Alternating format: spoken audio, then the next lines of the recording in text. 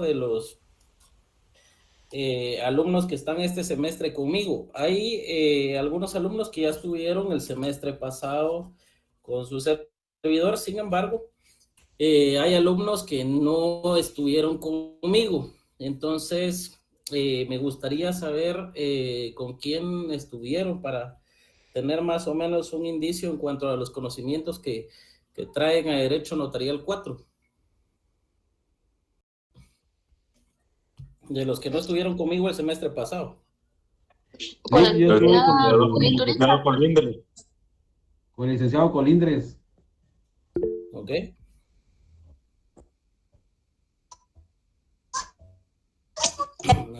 Ok.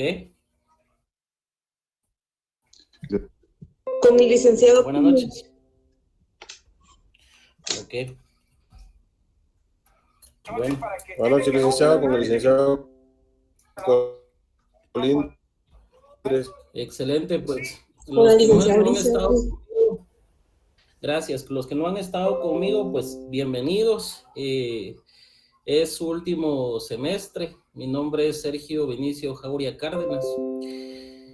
Voy a tener el honor, el privilegio y también gran compromiso de finalizar con ustedes el último semestre de su carrera profesional, veámoslo así, el 10º semestre, en el que vamos a poder abordar muchas de las situaciones prácticas del derecho notarial.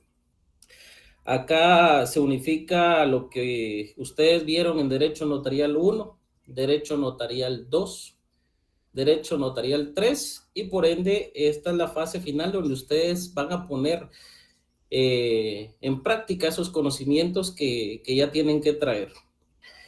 Yo sé que por el tiempo que pues esto ha llevado para ustedes, quizás muchos de esos conocimientos los tienen ahí, algunos los habrán olvidado y necesitamos hacer un pequeño refresh para poder traer a colación todos esos conocimientos, y otros que por sí va a ser necesario que cada uno de ustedes vaya leyendo, vaya tomando lectura sobre los que vamos a ver. Yo ya les voy a trasladar el programa del curso para que ustedes puedan ir viendo los temas, pero les advierto que el programa no es la única herramienta y nos va al encabezado de una escritura pública de un contrato. Obviamente ahí ustedes van a poner en tela derecho del 1, derecho 2, derecho notarial 3 y por supuesto derecho civil y derecho procesal civil también, tomando en consideración algunas circunstancias. Ya vamos a ver por qué motivo es que todo ese conocimiento que ustedes han adquirido va a tener una parte fundante o fundamental para armar cada uno de los presupuestos del negocio jurídico y por supuesto del contrato en sí. Entonces, me es necesario, porque he visto ciertos inconvenientes pues, en las clases de semestres anteriores, que hay ciertos conocimientos que ya los han dejado en cierta forma como que de un lado. Y cuando yo ingreso o cuando yo entro de lleno a lo que es la contratación, muchos de esos conocimientos o los tienen, son muy vagos o no los saben aplicar, desconozco por qué. Pero, pues su servidor toma parte en eso y bajo el beneficio de la, vuelve a hacer una pequeña lección de esos conocimientos para recordarles a ustedes y si hay alguna falencia, corregirla para que al momento en lo que son los contratos en sí, cada uno de ustedes estén no solo tenga las facultades, sino tenga las herramientas necesarias para poder armar cualquier tipo de contrato y que al momento en su práctica notarial no vaya a tener ningún inconveniente. Entonces, ¿Cómo vamos a armar este semestre? Lo voy a dividir en 3 partes. Una parte teórica, una parte práctica y, por supuesto, una parte de conocimientos adquiridos. Es decir, los voy a poner a leer, los voy a poner a analizar y, por lo tanto, eso nos tiene que llevar a que cada uno de ustedes no solo sepa copiar un contrato, no solo sepa, como he escuchado a algunos, no solo sepa bajar de Google algunos machotes.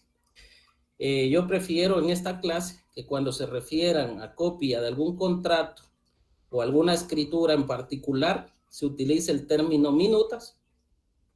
Y por lo tanto, pues, bajo esos presupuestos, vamos a finalizar con el 10º semestre para ustedes. Y la organización del punto va a ser el siguiente. El primer examen parcial, como ustedes bien saben, vale 30 puntos de los conocimientos adquiridos, obviamente con los temas que su servidor les va a impartir. Una segunda fase, que es el segundo examen parcial, que va a estar dividido en 2. Un examen que va a valer 30 puntos y un trabajo que también les voy a dejar, que es su parte práctica, que les va a valer 10 puntos. Y también el examen final para ustedes vale 30 puntos. Yo trato de pasar asistencia en todas las clases. No hace falta enviarles un link de acceso a ustedes, sino que yo acá en el sistema me encargo de trasladar la asistencia para cada uno.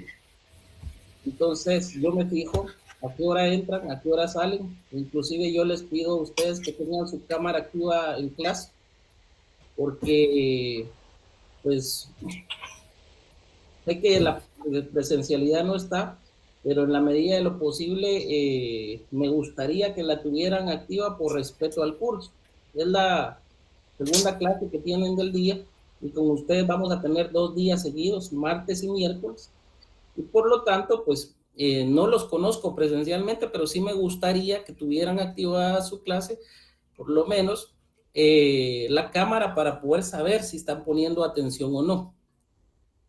Entonces, vamos a iniciar el día de hoy y vamos a iniciar, pues yo para poder saber desde dónde tengo que partir, necesito tener claro cuáles son los conocimientos que ustedes tienen. Entonces, les voy a agradecer que tengan su cámara activa, por favor, y les voy a estar preguntando, Alejandra Marroquín,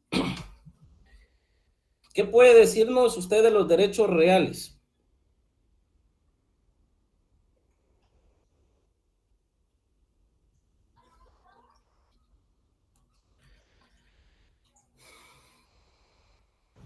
Tomen en cuenta que yo voy a estar llamando. Quien por alguna razón no me responda, no me conteste, yo entiendo pues que vayan en el bus y todo, solo recuerden que si la clase fuera presencial, tendrían que estar ustedes en el aula. A la presencia virtualmente o presencialmente. Recuérdense que en la práctica, pues cuando nosotros acudíamos a la universidad, nosotros no podíamos saber si su cerebro estaba presente en la clase o no, pero los veíamos ahí. Y por el hecho de que guardara silencio y respondieran cuando les preguntábamos, pues nos indicaba que estaban presentes en la clase. Acá, pues no solo se trata de escuchar también, sino se trata de la participación que cada uno de ustedes va a tener. Entonces, sí les voy a agradecer por la hora en que estamos, en que traten de estar en un lugar idóneo para poder recibir sus clases. Máximo que esta clase sí es muy exigente, y tomen en cuenta que su servidor va a ser exigente en esta clase.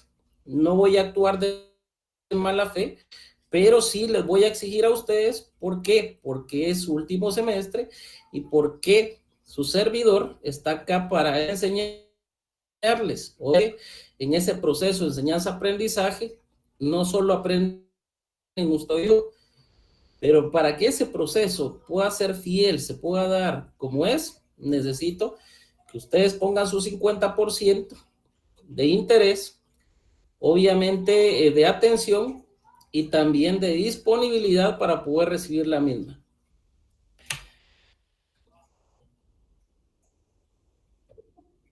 Ángel Eduardo Najarro, por favor, indíquenos cuáles son sus conocimientos sobre los derechos reales. Buenas noches, licenciado. Pues, según lo que yo me recuerdo, buenas noches, los derechos reales son aquellos que nos permiten disfrutar de un bien del que podríamos decir del cual no somos propietarios. Ok. ¿Quién más me puede dar un concepto sobre derechos reales? Buenas noches, licenciado. Pues el Buenas noches. derecho real es aquel que concede a su titular un poder inmediato o directo sobre una cosa. Puede ser ejercitado y hecho valer sus derechos frente a las demás personas. Ok, perfecto. ¿Quién más? Buenas noches, licenciado. Licenciado, buenas noches. El derecho real es la facultad, ¿verdad?, que tiene un titular para poder disponer de un dominio de un bien. Excelente. Aldi Arana. Sí, los derechos reales para mí son los que incluyen los derechos de la propiedad, los de goce y los de garantía. Sí, bueno, están bien. Lo que sí siento es que tienen los conceptos, pero todavía no hemos entendido qué son en sí los derechos reales. Y eso es lo que necesito que comprendamos. Kevin, ¿iba a hablar? Sí, buenas noches, Félix. Solo iba a Buenas decir noches. que para mí son las cosas que pueden ser objeto de apropiación. Sí, esos son bienes. Eso que usted me está diciendo son bienes. Vean, pues, creo que ya sé por dónde están sus conocimientos. En mi clase, sí voy a tratar que entendamos de qué hablamos, porque si no entendemos, está por demás. Es como que leyéramos una ley, pero no entendemos de lo que estamos hablando, de nada nos sirve. Entonces yo sí necesito que entendamos todos los conceptos.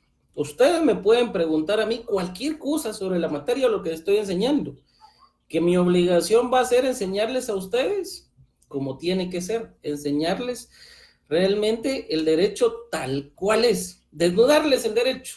No les voy a estar a ustedes pintando algo que no es, pero mi obligación es prepararme para posicionarlos a ustedes en un plano donde ustedes puedan hacer el día de mañana como notarios, cómo van a actuar y cuál va a ser la forma de proceder al momento de faccionar un documento notarial. Pero el plano no se queda ahí, va más allá. En ese sentido, yo estoy obligado a saber de qué les estoy hablando. No puedo con ustedes venir y decirles algo que no es. Yo recuerdo todavía varias ponencias preparando abogados, capacitando notarios, donde ya se muestra el interés, ellos tienen sus leyes, se han preparado los temas y les gusta debatir, y eso es bueno. Y yo a ustedes, los que estuvieron conmigo el semestre pasado, ya saben, yo ya los empiezo a tratar como profesionales, porque quiero que ustedes debatan, quiero que ustedes realmente manejen los temas, sepan de qué estamos hablando. Hay algunos que ya trabajan en algunas instituciones de gobierno. Máxime, si trabaja en una institución, maneja cierto campo del derecho notarial, excelente, porque eso nos ayuda a nosotros a nutrirnos de los conocimientos. Entonces, están bien los conocimientos que ustedes tienen. Ahora, apliquémoslos. ¿Cómo los vamos a aplicar? Voy a hacer un pequeño ejercicio con esto. Les estoy hablando de derechos reales. Cuando nosotros entramos a conocer el derecho civil, y quiero que ustedes lo vean así, imaginémonos su código civil, si ustedes quieren verlo de esta forma. Imagínense su código civil, tienen su ley. Divídanlo en dos grupos. Nuestro derecho civil lo vamos a dividir en dos grupos. Derechos personales y derechos reales. Derechos personales vean ustedes la son. Por ejemplo, a la primera, cada una de ellas va a tener un nombre, ciertas características, ¿sí? Entonces, el derecho a un nombre tiene personalidad jurídica como tal. Si ya es mayor de edad, obviamente, por sí mismo. Si es menor de edad, a través de un representante, un tercero, que puede ser el padre o un tutor, ¿sí?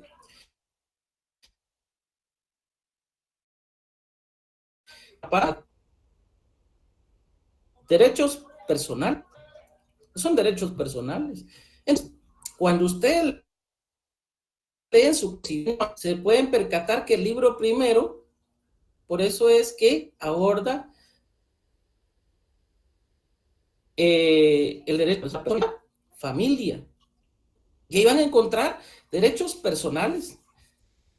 Si, por ejemplo, esta persona se llama Luis, pero decide cambiarse de nombre, ya no se quiere llamar Luis, se quiere llamar Pedro, es un derecho. ¿Sí? Tiene varios nombres. Identificación de persona. Puede establecer su identificación de persona para establecer que al final, pese a que se identifique con varios nombres, es el mismo o la misma. Si ya ha fallecido y necesita identificar a su abuela, entonces, identificación de tercero. Y ahí nacen traer más.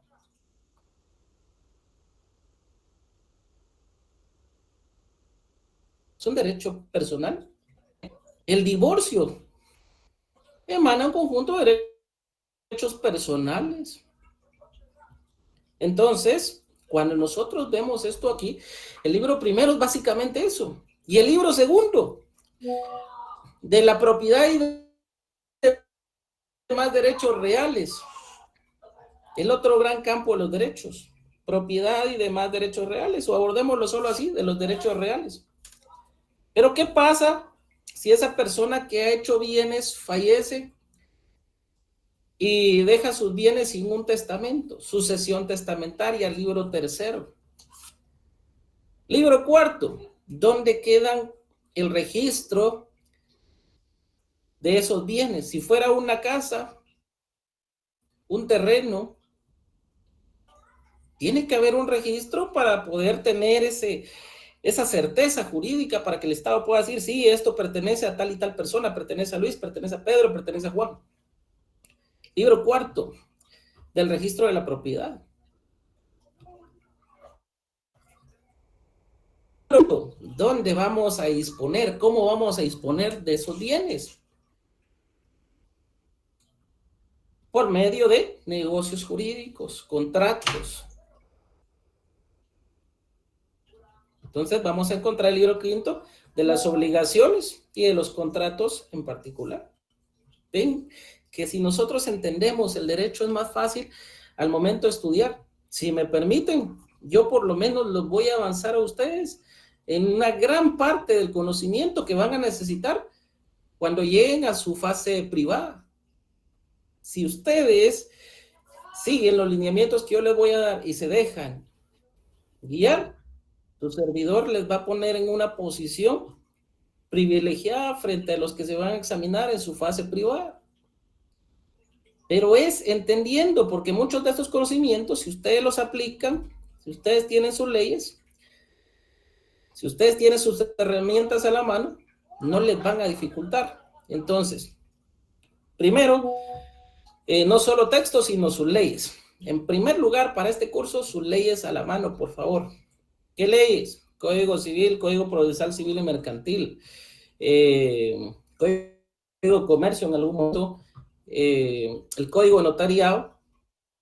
Les voy a pedir ciertas leyes especiales, ya las pueden ver dentro de su programa de estudio. Entonces, sus herramientas de la mano. Veámoslo así, ya desglosamos cómo van esos dos grandes grupos de derechos. Cuando nos referimos a los derechos personales, obviamente van a ver ciertos actos estados en una escritura pública, como por ejemplo, si alguien decide otorgar su disposición de última facultades, su testamento, pero negocios jurídicos, veámoslo así, como que estas personas el día de hoy vienen e hicieron bienes y quieren disponer de esos bienes, obviamente eso va a ir a través de los conocimientos sobre derechos reales. Entonces, ¿qué son derechos? Ya ahí uno de sus compañeros nos daba en sí la definición de lo que es bien. ¿Qué es un bien? Porque cosas, todo, veámoslo así, todo objeto inanimado es una cosa. ¿Pero qué es un bien? Bien es una cosa que es o puede ser objeto de apropiación. Eso es un bien. Una casa puede ser objeto de apropiación, incluso una piedra puede ser objeto de apropiación. Alguien viene, la puede tallar, hace algo con esa piedra y ya se apropió de la piedra. Aparte, a través de su creación, de su actividad creadora, hizo algo para la venta. Entonces, un bien es eso. ¿Pero qué es derecho real?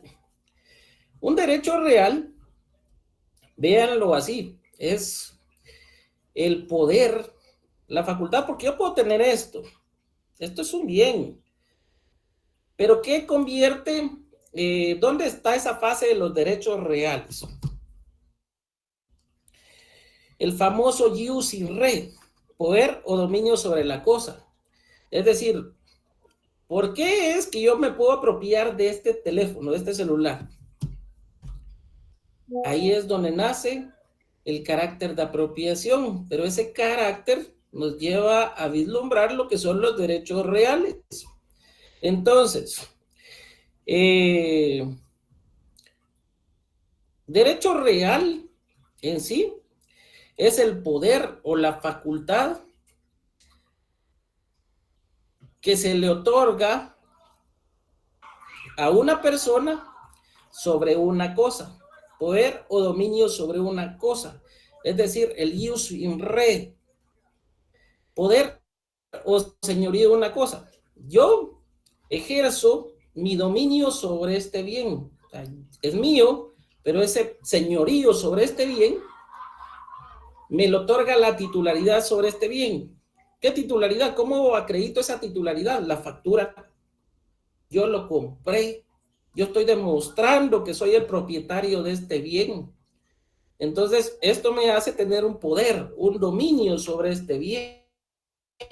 ¿Sí? Ius in re.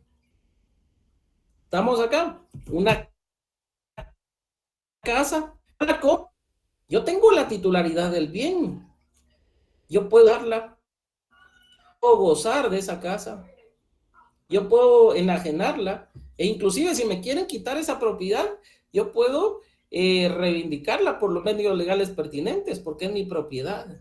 ¿Cómo tengo esa titularidad? ¿Qué me otorga esa titularidad? El testimonio de la escritura pública, donde yo la compré. Ius in re. Entonces, ¿cómo voy a establecer todo esto? Vamos a manejarlo acá.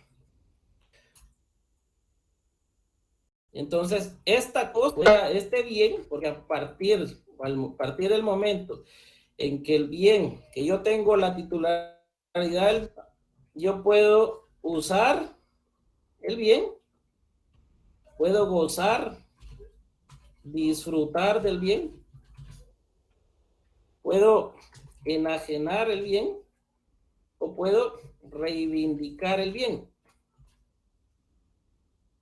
Voy a hacer un poco más grande esto.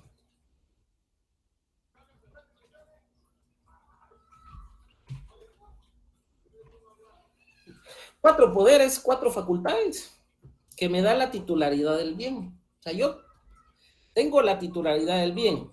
Ahora bien, ¿qué titularidad? Si yo tengo toda la propiedad, es decir, yo soy el propietario en su forma absoluta, yo puedo hacer uso, goce, disfrute, enajenar o reivindicar el bien. ¿Sí? Las dos primeras, por ejemplo, yo puedo llegar a la casa, yo puedo vivir ahí, o inclusive yo puedo gozarla, es decir, yo puedo disfrutar de ese bien, quizás no viviendo, pero si la rento por medio de un contrato de arrendamiento, yo voy a disfrutar de los frutos, voy a percibir los frutos de ese bien. Yo puedo vender ese bien también, puedo enajenarla. ¿Sí? Yo puedo enajenar ese bien, también puedo venderlo. Imagínense que el día de hoy se quiera entrar alguien a esa casa y es mía. Yo lo puedo sacar. Puedo protegerla de cualquier detentador. ¿Sí?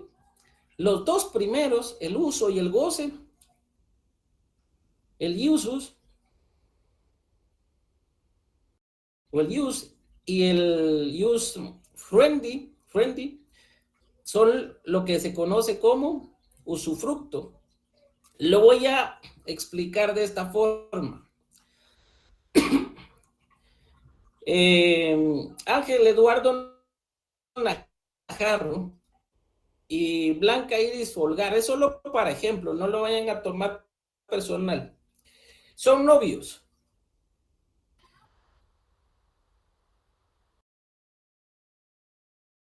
El noviazgo pues confiere el uso, goce y disfrute de ambos. Van a usar, gozar, disfrutar de ambos. No es porque les quiera decir que son cosas, pero como bienes pueden únicamente tener esas dos facultades. No tienen un título como tal, un título que les acredite, pero tienen cierto señorío sobre el uso, goce y disfrute. ¿Sí? ¿De qué? De la cosa. Ahora bien, si Blanca Iris y Ángel Eduardo se casan, contraen matrimonio, ¿será que Ángel va a poder ir a contraer matrimonio con alguien más o Blanca Iris con alguien más? No. ¿Qué tiene que haber para eso? Divorcio, separación. Entonces, ¿qué le otorga el poder a Blanca Iris para decirle a Ángel no se puede casar con alguien más o Ángel decirle a Blanca Iris no se puede casar con alguien más? ¿Qué título? El acta de matrimonio, la certificación de matrimonio. En el caso de una propiedad, el testimonio de la escritura pública, porque ahí ya no solo usa el bien, ya no solo goza el bien, sino que ya tiene la titularidad del bien. ¿Qué tiene? Estos 4 poderes. Acá, por medio de estos, adquirió el usufructo. Y por medio de estos adquirió la nuda propiedad. A esto es a lo que les conoce, lo que está en rojo, como la nuda propiedad. Quien tiene esas 4 facultades, quien tiene esos 4 poderes, tiene la propiedad en su forma completa. Esto, ustedes ven acá, es lo que se conoce como la propiedad. Entonces, por eso es permisible que en su libro segundo del Código Civil se denomine del derecho de propiedad y demás derechos reales. ¿Sí? ¿Por qué? Porque la propiedad es el derecho real por excelencia, la propiedad sobre un bien, sobre una cosa, ius in re, porque otorga estas 4 facultades, ¿ya? Y vamos a encontrar ciertos derechos especiales también, derechos principales, especiales, como por ejemplo, la propiedad horizontal, la copropiedad, la medianería. ¿Ven? Derechos reales principales, obviamente, pero especiales, porque nacen de la misma propiedad. Especiales, ¿por qué? Porque tienen ciertas particularidades para poder ejercer ese ius in re.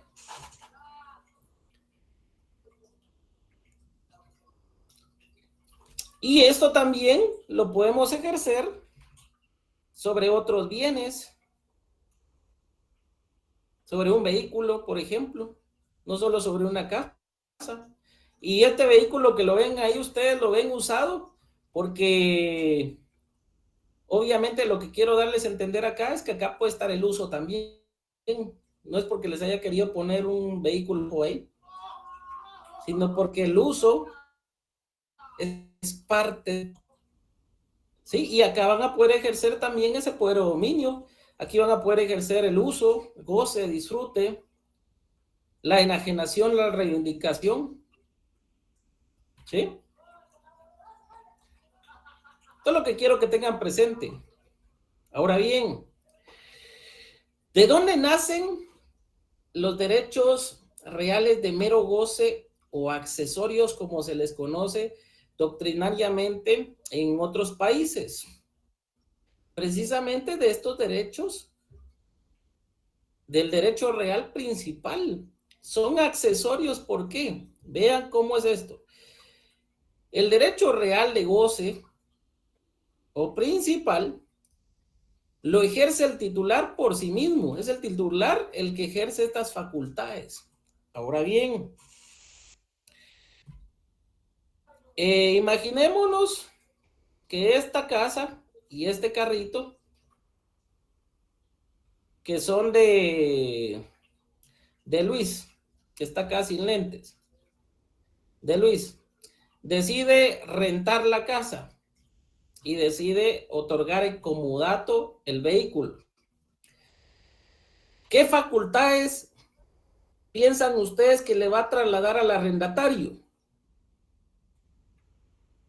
¿Qué me dice? Solo las primeras dos, licenciado. Exactamente, solo el uso, el goce y el disfrute. Si es el arrendamiento, ahí no estoy hablando de usufructo, solo le va a trasladar el uso. Y veámoslo así, disfrute, es decir, percibir los frutos, únicamente que fuera el usufructo. O que en dado caso, en el contrato de arrendamiento permitiera el subarrendamiento. Sería otra esfera, pero aún así. Partiendo de acá, ¿quién va a usar esos derechos sobre la propiedad? ¿El mismo propietario o va a ser un tercero?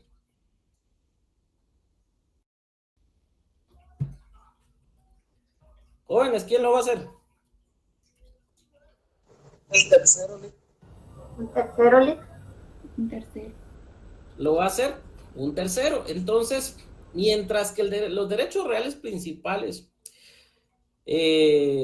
son aquellos derechos que le otorgan a su titular un poder o dominio sobre la cosa, sobre un bien, los derechos reales de mero goce son los poderes o las facultades que ejerce una persona sobre bienes de otra persona. Acá lo que voy a hacer, por ejemplo, pero ese bien no le pertenece, ese bien le pertenece a alguien más. Pero sin embargo, al tener el contrato de arrendamiento, le para usarlo, para gozar de ese bien. ¿Ya? ¿Qué no puede hacer? No puede venderlo. Tampoco va a poder reivindicarlo porque él no es el propietario. Es decir, él no tiene la nuda propiedad. Pero veámoslo así. Celeste Albeño el día de hoy desea esa casa. Pues dice, bueno, puede pasar algo y mejor esta casa voy a dejarle el usufructo vitalicio a mi mamá. Y le deja el usufructo vitalicio. Obviamente la mamá de Celeste va a tener el uso, goce y disfrute ese bien. La mamá puede arrendar el bien sin necesidad de que sea el propietario. La mamá puede percibir los frutos de ese bien. ¿Por qué? Porque ella tiene el usufructo. Pero Celeste, ¿qué no va a poder hacer? Celeste no va a poder usar el bien, ni arrendarlo. ¿Por qué? Porque se desprendió de esos poderes, de esas facultades. Aquí se la cedió a su mamá. Su mamá sí va a poder usar, gozar, disfrutar del bien. Arrendarlo. ¿Cuándo Celeste va a poder hacer uso del bien y disfrutarlo nuevamente? Percibir los frutos. En dado caso fallezca la mamá. Pero mientras tanto no, porque se ha desprendido. ¿Qué así tiene Celeste? Celeste tiene la enajenación, tiene la reivindicación. ¿Puede vender el bien Celeste? Sí, puede venderlo. Puede venderlo. Obviamente el comprador tiene que aceptar que tenga usufructo vitalicio. O, en caso contrario, la usufructuaria puede renunciar a su derecho de usufructo en el mismo contrato. Y la propiedad regresa a ser una sola, a tener las facultades en un solo volumen. ¿Ven? Entonces, derechos reales de mero goce, aquellos que su titular ejerce sobre bienes de alguien más, sobre bienes ajenos, ¿ya? Pero nos encontramos algo más. ¿Qué pasa si, por ejemplo, a Luis se le dio el día de hoy que estaba bien en todo, pero ya no le alcanzaba el dinero y quiere construir más y decide hipotecar el bien? Nacen lo que son los derechos reales de garantía.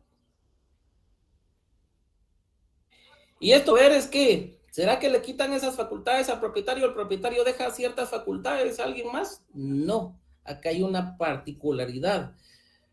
Los derechos reales de garantía, y acá encontramos no solo la hipoteca, sino encontramos también la garantía mobiliaria, no desprende al titular de ninguna de estas facultades. Hay una excepción, ya les voy a explicar, y pasa sobre todo en los créditos bancarios. Pero ya les voy a explicar por qué y por qué no estoy de acuerdo yo con cierta parte de la ley de bancos.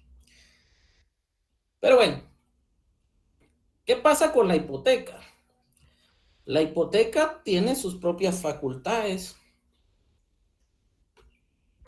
Va a tener el ius persequent,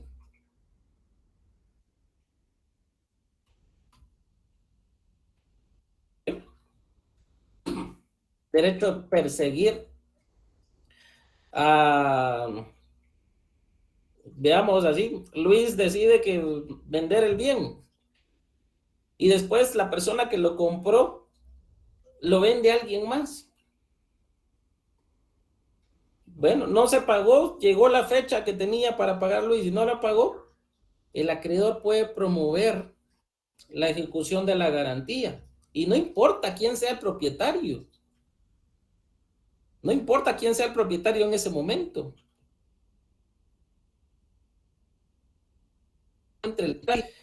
Y es una facultad del derecho real como tal, del derecho real de garantía. ¿Sí? Puede también, si en dado caso no le pagara a Luis, el acreedor puede promover dentro de la ejecución que se subaste el bien. Y si en dado caso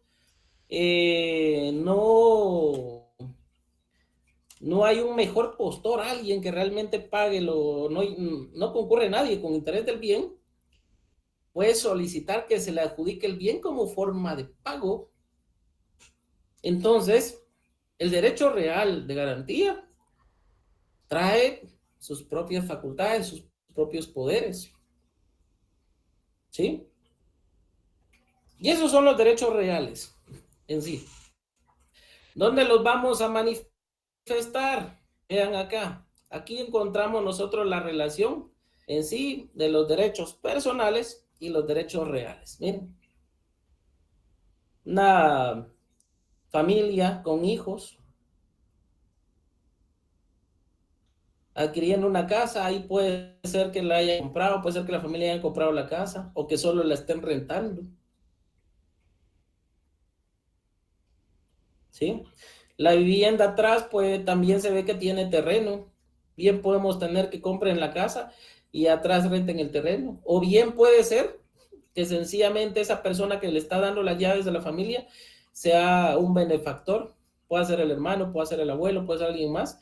Y únicamente le esté otorgando a ellos un contrato de uso, uso la casa y uso sobre el terreno. Y hay que establecer las reglas dentro de un contrato que regule de qué forma va a utilizarse la casa y de qué forma va a realizarse el uso sobre el terreno. Y van a establecerse condiciones dentro del negocio jurídico. Y entonces vamos a tener que entrar a ver los elementos del contrato personales, quiénes son las partes, reales sobre qué va en sí a recaer ese ius in re, poder o dominio sobre la cosa. Que obviamente los bienes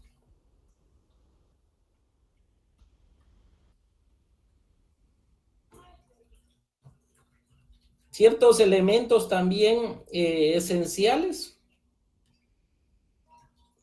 o elementos condicionales del negocio jurídico, como por ejemplo, le está dando las llaves, pero les está diciendo antes de que se las entregue, doy una niña, tienen que presentarme el certificado o la constancia de inscripción en la escuela para saber o para estar seguro de que ellos van a seguir estudiando. Con esas condiciones les voy a dar la habitación y el uso del terreno.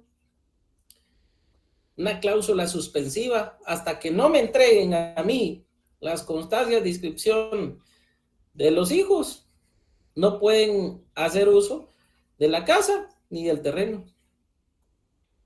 ¿Sí? Cláusula suspensiva. Les voy a dar las llaves de la casa, pero si introducen sustancias inflamables o drogas o algo no ilegal a la casa, el contrato queda rescindido inmediatamente. Cláusula resolutoria. La siguiente semana regresa el propietario y se percata que en la casa, o la noticia sale que apresaron al usuario y en la casa le encontraron drogas y le encontraron sustancias inflamables. El contrato automáticamente queda rescindido. ¿Ven? Entonces, eso es en sí cómo lo van a otorgar. Ahora bien,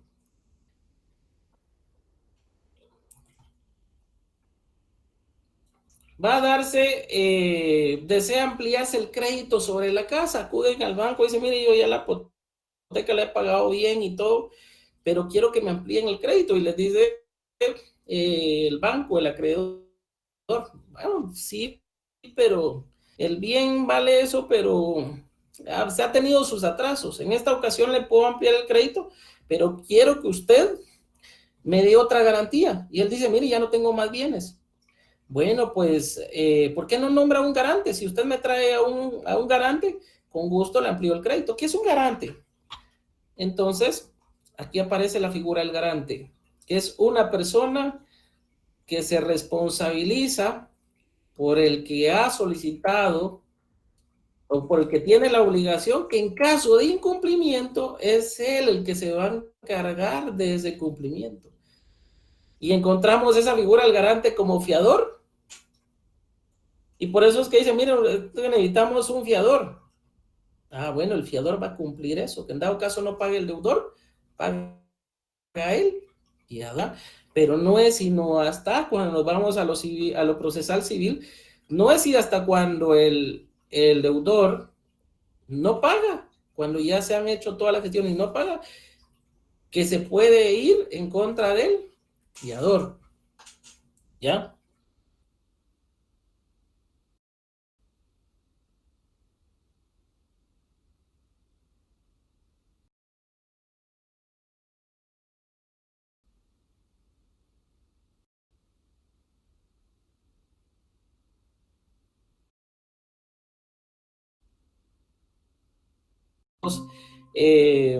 Dentro de eso también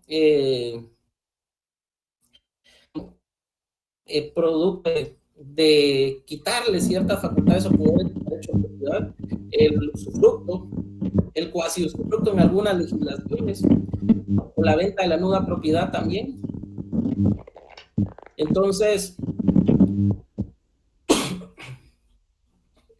¿cómo estamos acá? Logramos entender en sí esto, porque si no, no podemos ingresar a la contratación. Les estoy dando pincelazos para entrar después a lo que es en sí la contratación. Y vamos a ir pasito a pasito, pero poco a poco les voy a ir jalando las riendas para entender en sí la contratación. ¿Cómo estamos acá? ¿Así tenían conceptualizado ustedes los derechos reales? ¿Alguna duda ¿Les quedó claro?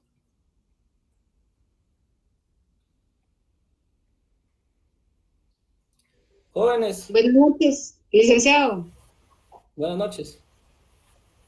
Le saluda Nora.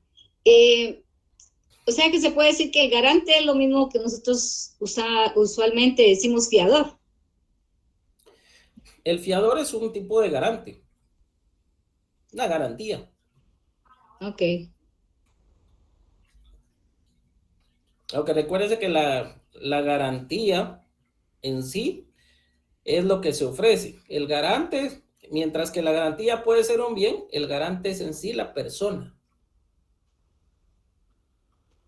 ¿Sí? En casos, en los contratos normalmente respalda con sus bienes el compromiso de alguien más.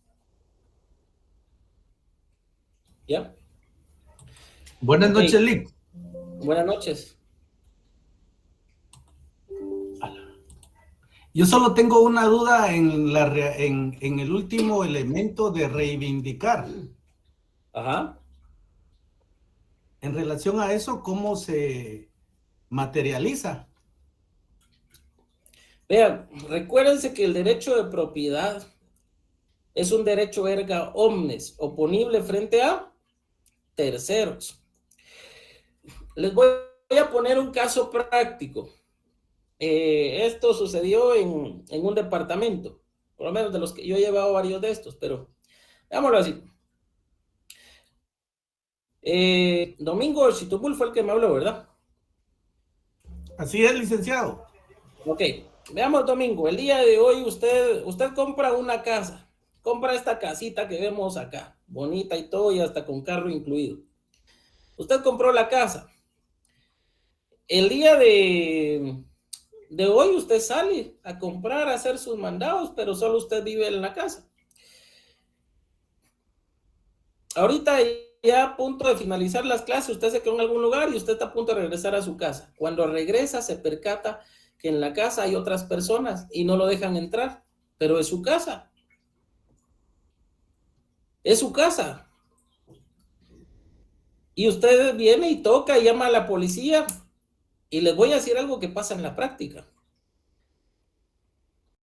La policía llega, habla con las personas y las personas le muestran una hojita donde solicitaron seguridad perimetral en contra suya. Y entonces los policías le dicen, mire, retírese porque aquí no puede estar. Y usted les dice, mire, pero aquí tengo mi testimonio. Sí, pero tiene seguridad perimetral y el Ministerio Público lo utilizó. Aparte, nosotros no somos los que vamos a ver si es legítimo ese título o no. Hágalo ver en el juzgado o en el Ministerio Público. ¿Qué hace usted? Primero, adentro tenía todas sus cosas. Segundo, es su casa. ¿Pero qué hace usted? Bueno, me dirá, voy al Ministerio Público. Bueno, por la hora ya no le van a atender, le van a atender hasta mañana.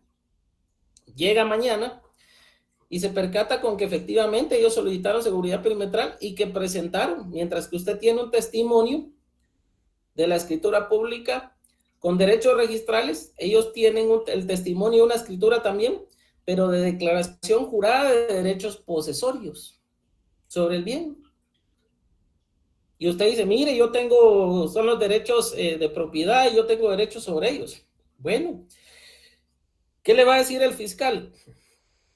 Haga valer su derecho erga omnes, su derecho de propiedad oponible frente a terceros. ¿Cómo lo va a hacer? Ya vieron ustedes derecho procesal civil, por eso les digo, acá se reúne todo, acá se entrelaza todo. Los conocimientos que ustedes adquirieron acá los ponen en práctica, porque si no saben eso, ¿cómo van a redactar un contrato? ¿Cómo van a prevenir? El notario debe en el campo, su casa notarial, ¿sí? Que debe ser no solo asesorar, no solo recibe la voluntad de las partes, no solo las asesora, sino también cumple una función que es la preventiva, previene problemas a futuro.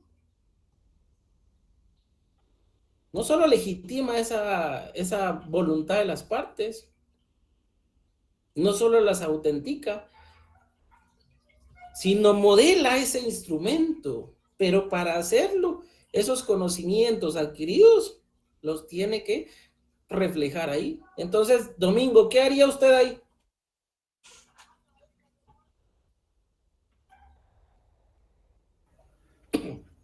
Bueno, presentar un memorial donde se está llevando el caso, licenciado. En este caso, podría ser en el juzgado. Si fuera un municipio, puede ser en un juzgado de paz. Un juzgado de paz. ¿Está seguro? Vea que cada uno está presentando un cierto título con el que quiere hacer valer su derecho. Usted tiene su derecho erga omnes, esa es la propiedad. Pero también otra parte está presentando testimonios sobre derechos possesorios, pero al final está presentando. ¿Qué es lo que queda discutible? ¿Cuál de los dos es válido? ¿Quién va a ver eso? Luis Gerardo. En este caso sería presentar la demanda ante el juzgado de primera instancia civil. Primera instancia civil, exactamente. Es primera instancia civil. ¿Por qué? Aquí no estamos discutiendo un valor en sí. Por lo tanto, veámoslo de esta manera. La competencia del juzgado no es por razón del valor, de cantidad, sino es ¿por qué? ¿Será por cuantía?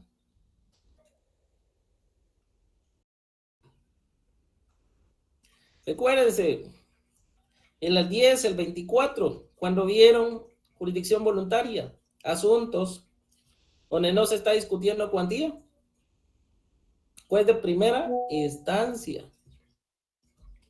Y en este caso, un juez de instancia es el que va a este tipo de litigios, aparte están regulados en su código procesal. ¿Qué juicio es el que van a plantear ustedes acá?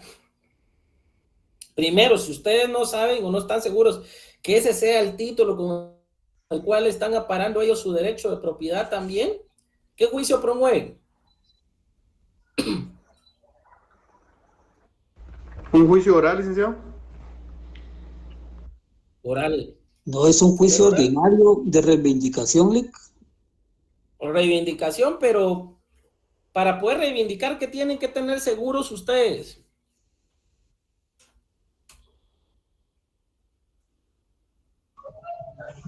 La propiedad del bien. Sí, pero ¿cómo van a hacer que esa persona les presente, exponga el título en sí? ¿Qué es lo que tiene ese título? La escritura pública. El derecho del bien. Sí, pero ¿cómo se llama eso? La nulidad del documento, Rick. Ah, bueno, ya saltamos con otra situación. Primero, hay que ver si el documento es nulo. Sí hay nulidad sobre el documento, pero vean ahí, ¿qué es lo que tendrían que hacer? ¿Promover la nulidad en sí? ¿O eso lo pueden hacer dentro del proceso?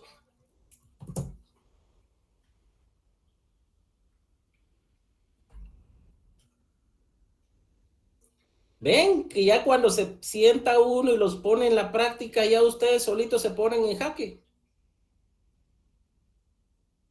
Por eso es que no es lo mismo y a veces cuando alguien me dice es que mire, la teoría es diferente a la práctica, yo hasta cuando salga voy a realmente a ser verdadero abogado porque en la práctica lo voy a aprender todo, mentira. Si no sabe adecuar los conocimientos que adquiere acá, cuando llega a la práctica, no quiero estar en los zapatos de sus clientes, porque saber a dónde los van a llevar. Entonces, ¿qué hacen?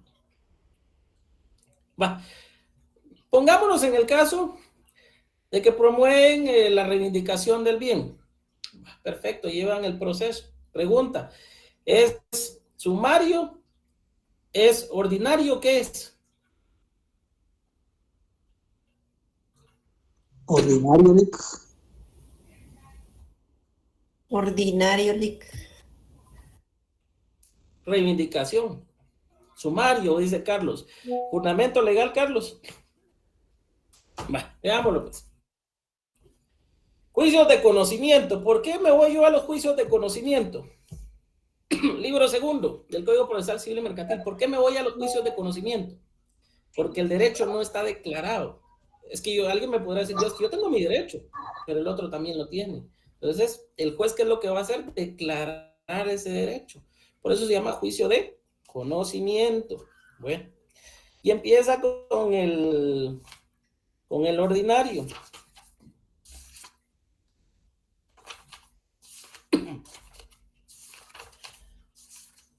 Ok. Y aparece todo lo que se tiene que hacer en el ordinario. Esto, realmente a veces quienes fallan en esto, dan ganas de colgarlos de las dos orejas porque aquí tienen todo. Y no pueden leer ni la ley. Y hay cosas que cuando uno ve los memoriales o ve por qué le rechazan cierta solicitud de diligencias, uno dice, qué terror de abogados. Entonces, aquí tienen todo. Juicio oral, aquí no tiene nada que ver con eso. Declaratoria de jactancia. Les pregunto, ¿pueden promover un juicio de jactancia? Decir, bueno, él dice que es el propietario, que demuestre por qué es el propietario. Se está jactando de su derecho, ¿por qué? Y ahí podrían promover que ese documento, la nulidad de ese documento, pero hasta que lo exhiba. Muchas veces solo son copias legalizadas las que tienen, no tienen los verdaderos documentos, y ese juicio le sirve a uno para decir, mire, esto no es válido, y de ahí de una vez promover el desalojo. ¿Ven? Porque si no saben en contra de quién van a promover su demanda, ¿cómo van a elaborar el memorial de demanda? ¿Ven? Bueno, vámonos entonces al sumario. Aquí encontramos los famosos interdictos. Encontramos los famosos interdictos. Y vamos a ver directamente que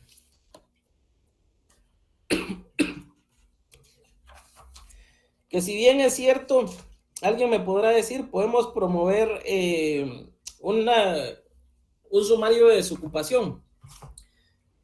Pero ¿y si la otra persona presenta título? Lo primero que le va a pasar ahí es que le van a rechazar el juicio, le van a decir porque no es materia de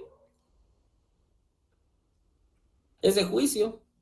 Y lo van a combinar a que siga el juicio respectivo. Es un ordinario, reivindicación de la propiedad. Ojo con esto, y espero que no les pase en la práctica. Yo les voy a dar ciertas cosas que quizás ahorita no sean materia contractual, pero veámoslo así. Como dirían en buen chapín, a veces se me salen y me gusta que ustedes sepan un poco más allá. Y si ya en la práctica les pasa, por lo menos van a decir, este que era cañón conmigo, pero por lo menos me enseñó algo.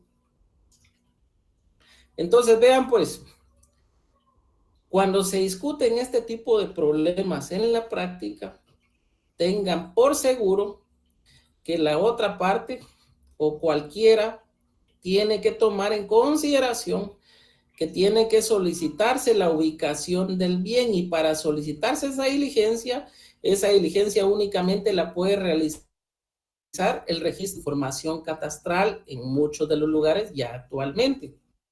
Porque puede ser que, por ejemplo, si a mí me tocara hacer de la otra parte que tuviera solo el derecho de los derechos posesorios, yo argumentaría, mire, sí, pero efectivamente, que el señor presenta título de propiedad con número de finca, folio y libro, lo cual no se discute, pero sí se discute que sea el mismo bien. Puede hacer que la propiedad es esa no esté ubicada ahí, sino esté ubicada en otro lugar, y por lo tanto sea otro bien, y ya le atrasé el proceso. Entonces, ¿cómo tiene que estar más vivo el otro?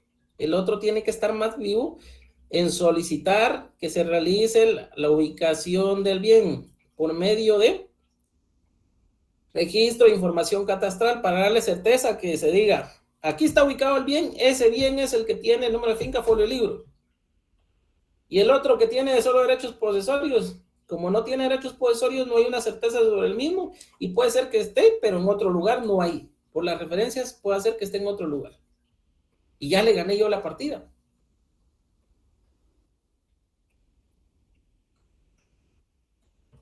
Ven, ¿y qué tengo que pedir yo? ¿Qué pasa con ese carrito que no me dejaron sacarlo? ¿Qué pasa con los bienes de adentro?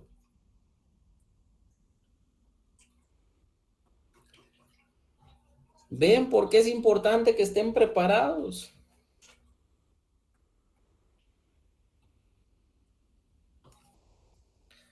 Porque si no, como vulgarmente al profesional, lo toman con los calzones caídos por desconocer el derecho.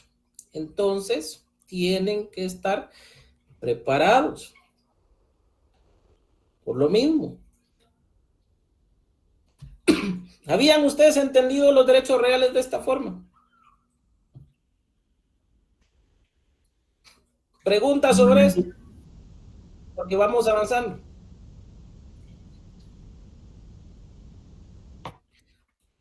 ¿Lo entendieron todo? ¿No lo entendieron? Sí, gracias, muy amable hoy del problema que le planteaba, de la pregunta. Muchas gracias, Lick. Perfecto. Diana Archila. Buenas noches. Buenas Sí, noches. fíjese que yo lo había estudiado, pero de una forma más doctrinaria, ya no aplicado a un caso concreto. Por la explicación que usted dio, pues me entendí muy bien. Muchas gracias. Perfecto. Bueno, entonces, cuando vemos el desarrollo del programa de estudio, se van a encontrar que gran parte de los contratos en sí lo que contienen es el desarrollo de los derechos reales.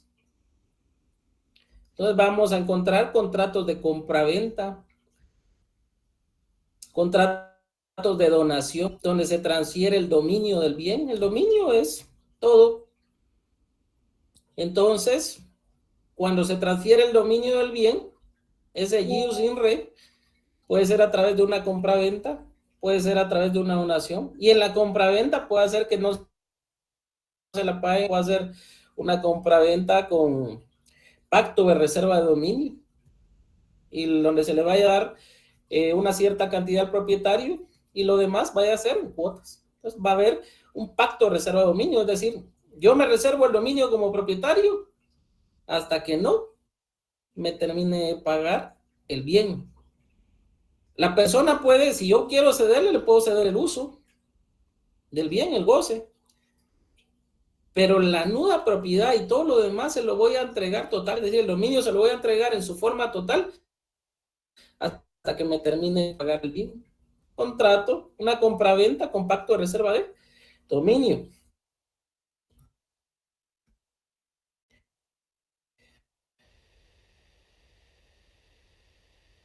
Una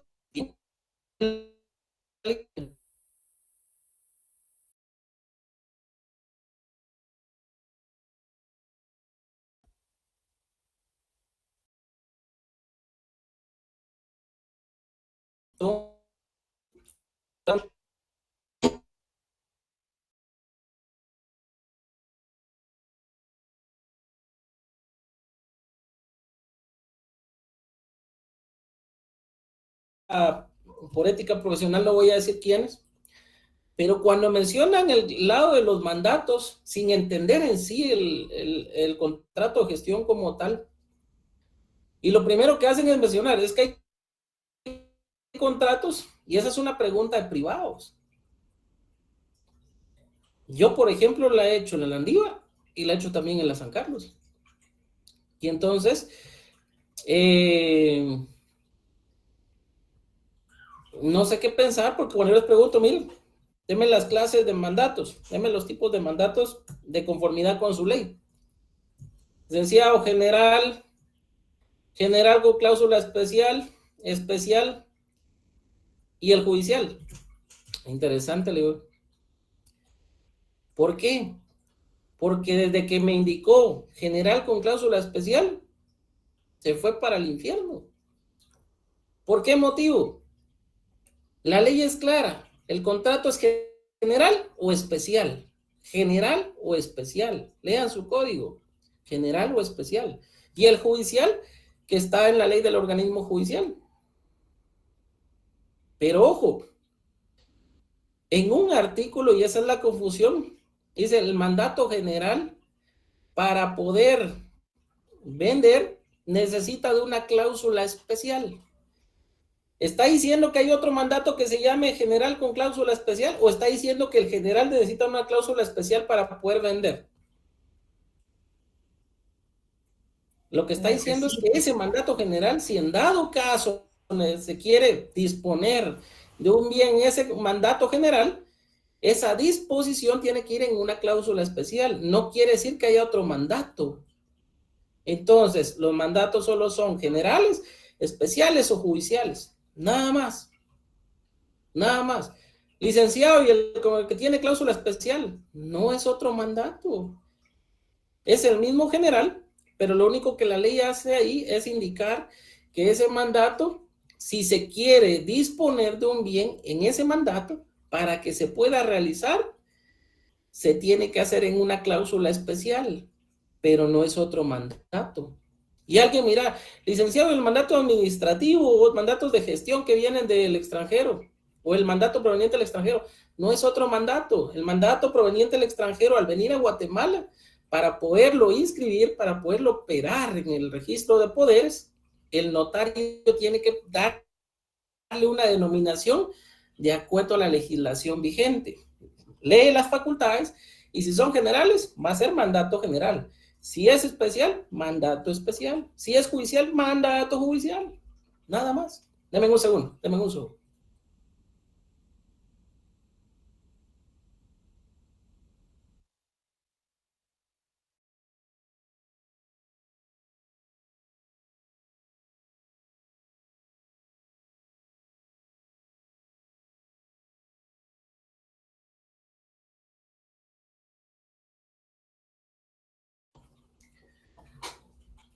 Gracias. Entonces, eso es lo que tienen que ustedes tomar en cuenta.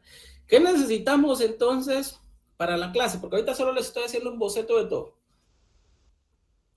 Que entendamos qué es lo que vamos a estudiar.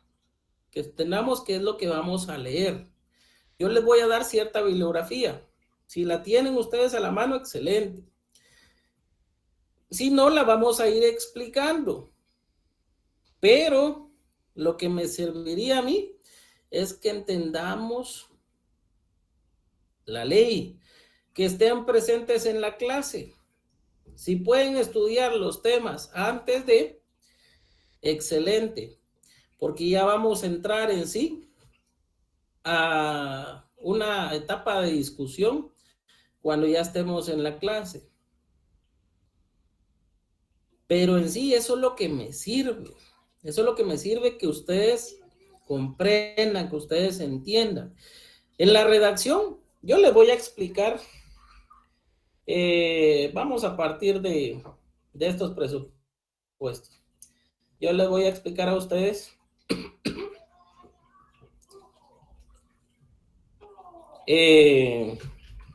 desde la introducción de la escritura y posteriormente les voy a explicar las cláusulas principales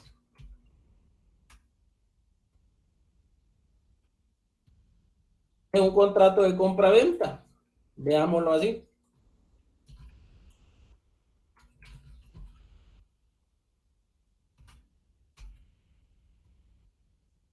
Y aquí vamos a tener la estructura principal de un contrato traslativo de dominio. Un contrato donde se transfiere el dominio, una compraventa, una donación, una permuta. Pero no es que ese vaya a ser el contrato. Eso es lo básico, es lo que vemos. Pero, por ejemplo, yo les voy a enseñar a discutir lo referente a esta cláusula también. Está en el artículo 30 del Código Notariado.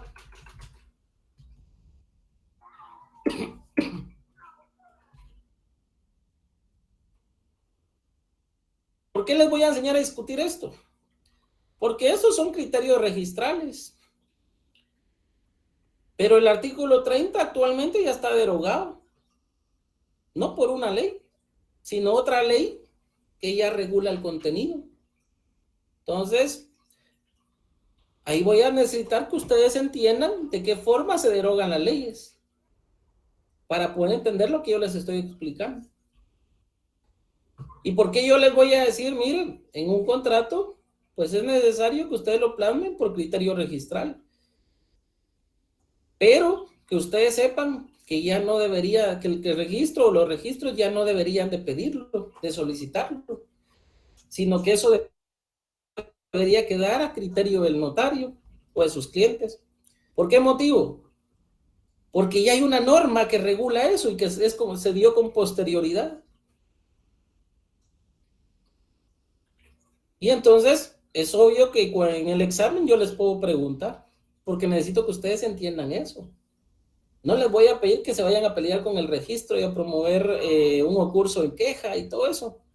No, porque el cliente lo que quiere es que su documento, su declaración de voluntad salga operado. Él no quiere ganar una batalla en contra del registrador. Pero sí necesito que ustedes conozcan esos presupuestos. Porque puede hacer que en sus manos esté el día de mañana el poder llegar al registro y que eso ya no se dé. Que queda como un abuso del registro. Porque eso es desconocimiento de la ley. El que alguien en un criterio registral solicite eso es desconocimiento de la ley. Porque inclusive el saneamiento lo piden hasta en contratos que no son onerosos.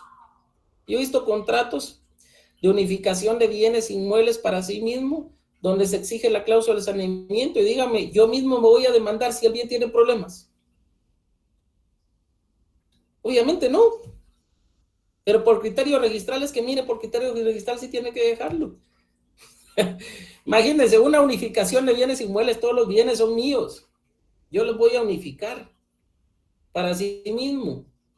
Si hay un problema sobre el bien, el señor tal y tal se compromete a que el bien consignado en la cláusula primera de este contrato, no, sobre el mismo bien no pesan anotaciones, limitaciones ni gravámenes que afecten los derechos de la otra parte. ¿Y quién es la otra parte? Yo mismo. Yo me voy a demandar. Eso es imposible. Pero por criterio registral, los operadores exigen eso. También les voy a enseñar que, por ejemplo, acá ustedes ya pactaron esto. Ah, bueno, entonces, en una cláusula específica, yo les voy a enseñar que ustedes pueden solicitar una anotación preventiva. ¿Para qué me sirve esa anotación preventiva? Para que el registrador me dé 30 días para subsanar cualquier error que tenga el contrato, que sea subsanable. 30 días. ¿Qué va a pasar durante esos 30 días? El registrador me va a hacer una anotación preventiva sobre ese bien para que nadie más pueda operar otro contrato. Porque, ¿qué sucede si el contrato tiene errores y me lo suspenden? Como notario me lo devuelven. Viene el propietario más pilas, se va con otro notario y vende el bien.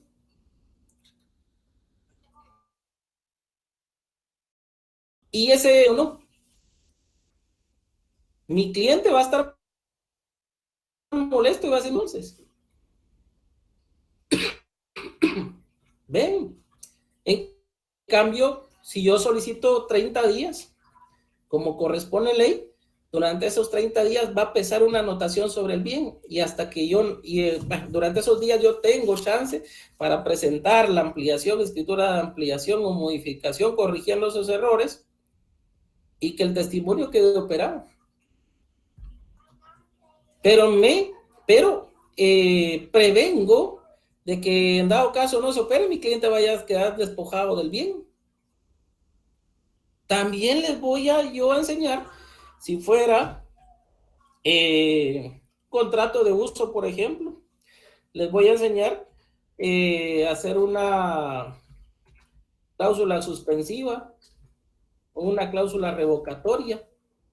O le voy a consignar les voy a enseñar cómo hacer una cláusula indemnizatoria.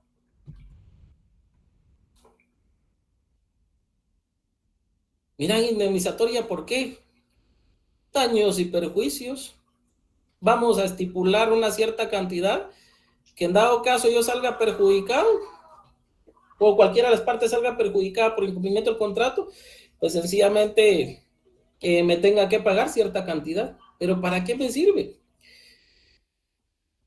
Los que ya han pasado por procesal civil y mercantil sabrán que los daños y perjuicios deben ser probados. Pero si en el contrato ya está la cláusula indemnizatoria, ya está ahí cuánto me tiene que pagar por daños y perjuicios, ya no es necesario probarlos. Ya solo le hago ver al juez que en el contrato ya hay fijada una cantidad para el pago de daños y perjuicios y que se condene a la otra parte al pago respectivo en caso pierda el juicio. Al momento de perder el juicio. ¿Ven? Y así, lo que ustedes vieron en Derecho Notarial 2, cuando les enseñaron una escritura pública de compraventa, un contrato de compraventa, yo les voy a enseñar lo básico y desde ahí les voy a ir ampliando el conocimiento. De tal forma que ustedes no solo vayan a copiar, sino que tengan la capacidad de armar cualquier contrato. Les voy a enseñar a tal punto que les pidan a ustedes el contrato que les pidan en su fase privada, ustedes tengan la capacidad de reírse, porque normalmente los privados no les van a poner un contrato tan grande. Yo les estoy dando conocimientos a ustedes de maestría, de doctorado. Y entonces acá, cuando les pidan un contrato, ustedes hasta les pueden preguntar, mire, ¿qué quiere? Cláusula suspensiva, revocatoria, ¿qué quiere? Una cláusula indemnizatoria, las estipulaciones, ¿quiere que yo regule dentro del plazo? Un plazo por meses, por años, ¿de qué forma? ¿Quiere que tome en cuenta la mora o no la tomo? ¿Ven? Pero para llegar a eso, necesitamos pasar por la introducción. Vamos a ver ciertas situaciones en la introducción que muchos no toman en cuenta, pero, por ejemplo, a mí en los procesos me ha servido para impugnar documentos. Porque cuando se han incumplido con ciertos requisitos, la misma ley establece que algunos tienen nulidad y otros tienen anulabilidad. Y recuerden, se puede ver nulidad de fondo y nulidad de forma. La nulidad de fondo es cuando se ha incumplido con los presupuestos del Código Civil, y nulidad de forma es cuando se ha incumplido con los requisitos que establece el Código Notarial. ¿Ven?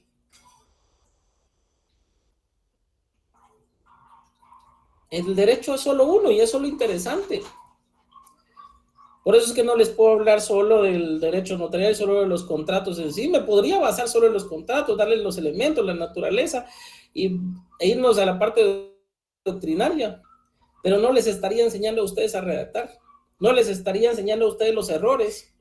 Y cuando ustedes presenten su primer documento en algún registro para que se opere, suspendido, suspendido, suspendido. No les estaría enseñando a ustedes cómo hacer una escritura de ampliación, aclaración, modificación. Cómo dar los avisos. Entonces, por eso les digo, no me voy a centrar solamente en su programa de estudio. Les voy a enseñar más. Y para eso necesito que el compromiso de ustedes sea directo. Donde yo voy a dar un extra, pero necesito que ustedes también pongan de su parte. Que la clase es exigente. Los que vienen conmigo el semestre pasado saben que es muy exigente, pero van a aprender. Y si aprenden, cuando realmente ustedes estén en su práctica, van a ver ustedes que esto les va a ayudar un montón, un montón. Ya van a poder redactar, no solo van a copiar minutas, van a poder calificar, se van a convertir en asesores. ¿Sí? Entonces, nos vamos a quedar el día de hoy acá para no estresarlos. A partir de mañana, a su lado derecho sus leyes, a su lado izquierdo si tienen libros y en medio de ustedes un cuaderno o algo donde tengan que anotar. Voy a someter a consideración ustedes, porque antes utilizaban hojas papel español o cualquier tipo de hoja para poder redactar. Pero a mí me interesa que conozcan las partes también de una hoja de papel protocolo para que entiendan, por ejemplo, cómo realizar ciertos documentos protocolares, como por ejemplo una protocolización, en el sentido que sepan dónde está cada uno de los grupos de números para poder relacionarlos ya en el documento protocolar. Entonces voy a someter a su consideración el uso de ciertas hojas especiales que estamos realizando y que espero ustedes presentárselas la otra semana para que hagamos un cuadernillo, una especie de cuadernillo. Y los contratos que vayamos viendo, o en cada clase que vayamos viendo un contrato respectivo o cierto contenido, yo les dejo a ustedes un contrato y vayan y lo redacten. Así no se les junta en su segundo examen parcial, sino cuando les toque ya solo sea de terminar lo último y de presentarlo, quizás obligaciones y ya esté. ¿Esto por qué? Porque muchos lo dejan a última hora. Terminan molestos, cansados, porque dicen, porque me dejaron un montón de contratos. Pero ojo, tomen en cuenta que acá es práctica notarial. Yo no les puedo enseñar de otra forma, jóvenes. La única forma es que practiquen, y para eso tengo que pedirles a ustedes colaboración para poder hacerlo. No hay otra, acá es práctica. Me encantaría que en la facultad hubiera un taller de práctica notarial, pero no lo hay. Entonces necesito llevarlos a ustedes hasta ese lado, por lo menos. Yo sé que hay cierta carga académica para ustedes también de derecho notarial, les piden protocolo y todo, pero les aseguro que en esta clase van a tener ese rigorismo para poder aprender, y lo van a hacer. Si siguen los lineamientos, lo van a hacer. Si no, solo se van a estresar. Ercilia levantó la mano, dígame. Buenas noches, licenciado. Perdone, ¿usted qué libro vamos a usar? Yo no les pido un libro en concreto. Yo estoy trabajando con unos colegas un texto para ustedes, pero todavía no está terminado, sino en su momento se les va a presentar. De momento, vamos a utilizar los libros que están en su programa de estudios. Les voy a pedir de Ricardo Alvarado, de Nelly Muñoz, Alberto Contreras, creo que también está. Les puedo pedir de Rubén Alberto Contreras. Déjenme ver, hay otros más, hay varios. La bibliografía es bastante extensa, pero si me presentan los libros de la fase privada, por ejemplo, del licenciado Garnica, pues en esta clase yo preferiría omitirlos. Yo no quiero que utilicen esos libros. Hay ciertas situaciones ahí en las que yo respeto al autor, pero no comparto ciertas posiciones porque nos van a confundir. Entonces, preferiría que fuera con la bibliografía que yo les voy a dar. Ya se las voy a trasladar, y si pues tienen oportunidad de adquirirlo, sería excelente, ¿ya? En su momento, cuando les presente el texto que estamos haciendo, pues ese ya va a ir más completo y yo pienso que les va a servir bastante a ustedes. De momento, centrémonos en lo que tengamos. Y yo ya les voy dando el material de estudio también. No se preocupen que voy a tratar de ser muy específico en lo que les voy explicando, para que cuando lleguemos realmente a elaborar cualquier tipo de instrumento, ustedes ya sepan a qué me estoy refiriendo. Acá es más que todo práctica, ¿sí? Carlos Batero. Gracias. Bueno.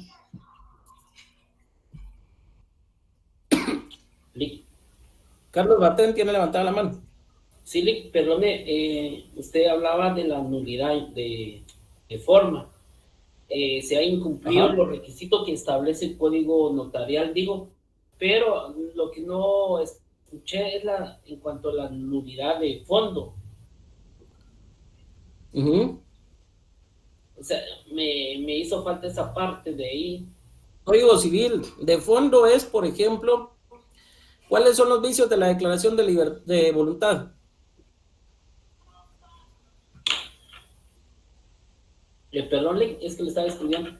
¿Cuáles son los vicios de la declaración de voluntad? Error, violencia, eso ¿no? Dolo. Sí, bajo amenazas. Bueno, entonces vea pues. Son 5. No, lea su ley, pero miren pues, cuando me refiero a vicios de fondo, Código Civil. ¿Por qué? Si la voluntad está viciada, eso no se va a ver en la forma. Eso ya es de fondo, se tiene que probar la violencia, el dolo, el error, ¿sí? Pero eso ya es de fondo. El negocio jurídico requiere para su validez que 1251 del Código Civil. Capacidad legal del sujeto que declara su voluntad. La capacidad a los cuántos años adquiere. 18. Se está refiriendo a la capacidad de ejercicio, 18 años. ¿Ya? Consentimiento que no adolezca de vicio. Y objeto lícito. Si el objeto no es lícito, desde ahí. ¿Ven? De forma. Los requisitos esenciales del Código de Notariado.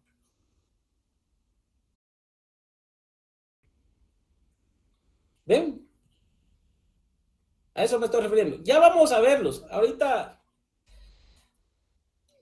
cálmense. Ya vamos a ir paso por paso y van a ver en qué momento y de qué forma es que se puede atacar un instrumento desde ese punto de vista. Yo les voy vamos a ir a través del desarrollo de documentos y ahí les voy a ir enseñando cada uno de esos presupuestos, pero todo a su momento. Vamos a regresar y ahorita les estoy ampliando el panorama. Ya vamos a verlo de forma específica. Bueno, si no hay otra pregunta, ahí nos quedamos, jóvenes. Yo les deseo feliz noche a todos. Nos vemos en... Feliz noche, licenciado. Feliz noche, nos vemos en... Feliz noche, licenciado. Clases el día de mañana.